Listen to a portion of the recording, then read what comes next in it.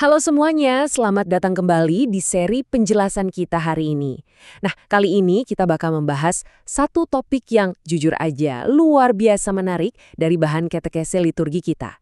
Kita akan menghubungkan sebuah teologi yang mungkin kedengarannya sangat tinggi dan mendalam langsung dengan realitas meja makan kita sehari-hari. Ya, Anda nggak salah dengar. Kita bakal menarik benang merah yang sangat kuat dari altar gereja di hari Minggu langsung ke tengah-tengah ruang keluarga Anda. Kita akan bedah tuntas bagaimana Ekaristi itu sebenarnya adalah sumber spiritualitas utama untuk visi arah dasar Keuskupan Agung Semarang atau yang sering kita sebut Ardaskas untuk periode 2026 sampai 2030. Yuk kita mulai perjalanannya. Coba deh, berhenti sejenak dan ingat-ingat. Kapan terakhir kali Anda benar-benar bilang terima kasih kepada keluarga di rumah?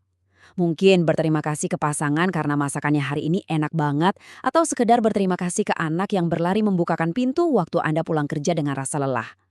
Kita sengaja mulai dari analogi yang sangat sederhana ini. Momen-momen kecil, hangat, yang seringkali luput dari perhatian kita. Kenapa kita mulai dari sini?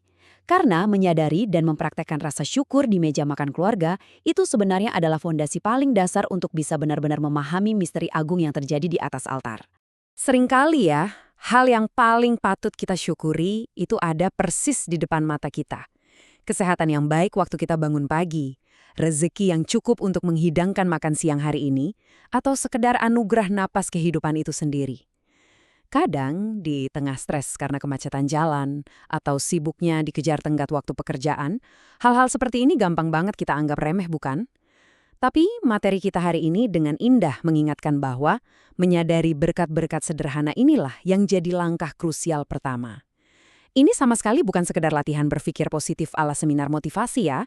Mengenali kehadiran Tuhan dalam hal-hal kecil inilah yang menjadi denyut nadi sesungguhnya yang menghidupkan iman keseharian kita.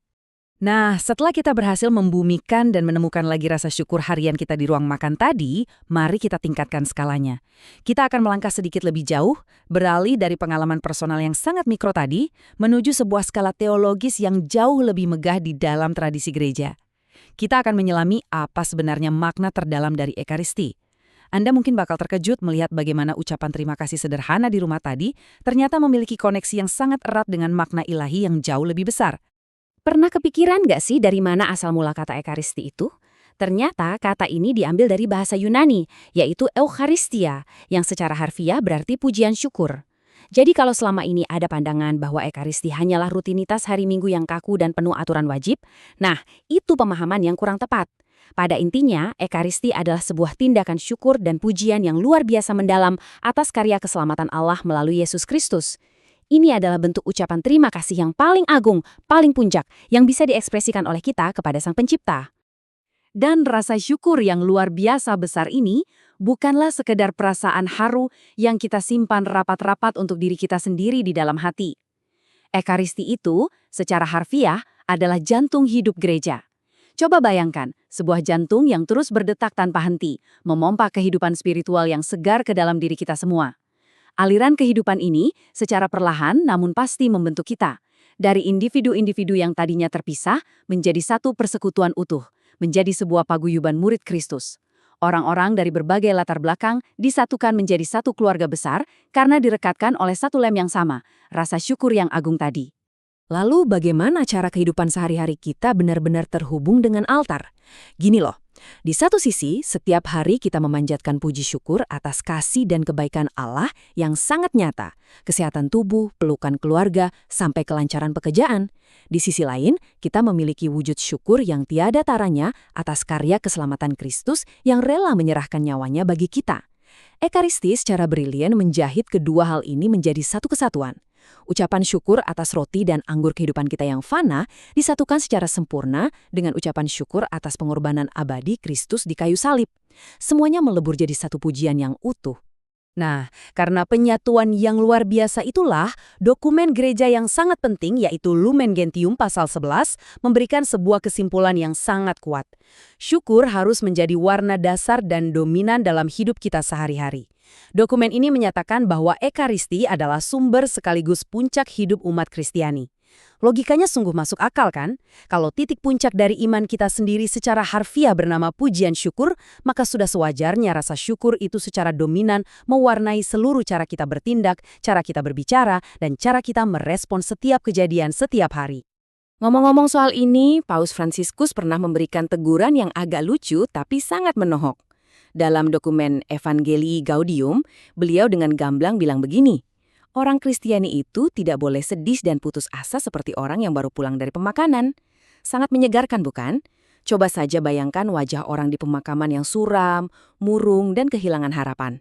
Sikap hidup seperti itu tentu sungguh bertolak belakang dengan sukacita yang seharusnya memancar secara alami dari dalam diri seseorang yang hidupnya berpusat pada rasa bersyukur.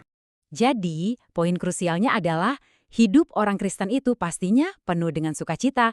Mengapa kita bisa seyakin itu? Ya karena kita sadar betul bahwa kita ini amat dikasihi Tuhan.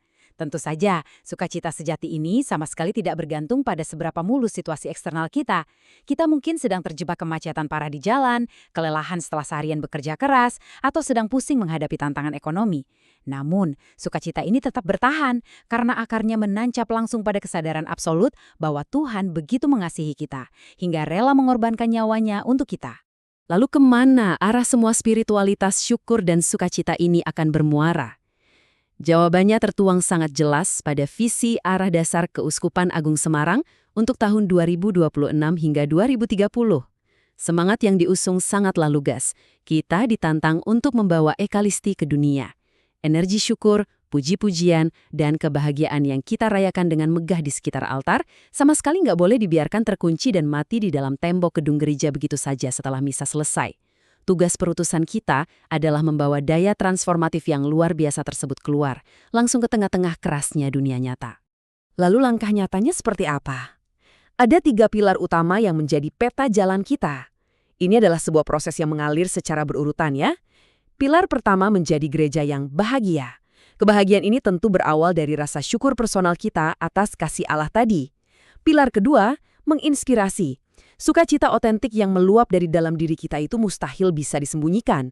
Ia secara otomatis bakal menyentuh dan menginspirasi orang-orang di sekeliling kita. Dan akhirnya pilar ketiga, menyejahterakan. Inspirasi itu harus berbuah menjadi tindakan konkret untuk membangun kondisi masyarakat sekitar kita agar menjadi lebih adil, peduli pada yang lemah, dan sejahtera bersama-sama. Jadi, dokumen ini sama sekali tidak membiarkan kita hanya duduk diam di bangku gereja dan menjadi penonton yang pasif. Materi ini dengan tegas memanggil Anda, ya Anda, untuk bertindak secara nyata.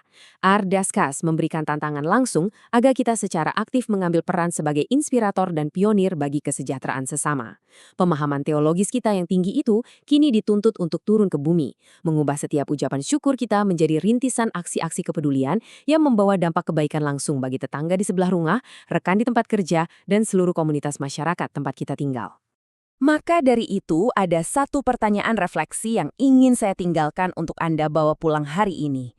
Sudahkah hidup Anda menjadi ekaristi yang hidup bagi sesama hari ini? Ini adalah pertanyaan yang mungkin sedikit mengusik kenyamanan, tapi sekaligus memotivasi kita untuk terus bergerak. Ekaristi bukanlah sekedar tempat sakral yang kita datangi setiap minggu, melainkan sebuah cara hidup tulus yang memancar di setiap helaan napas kita.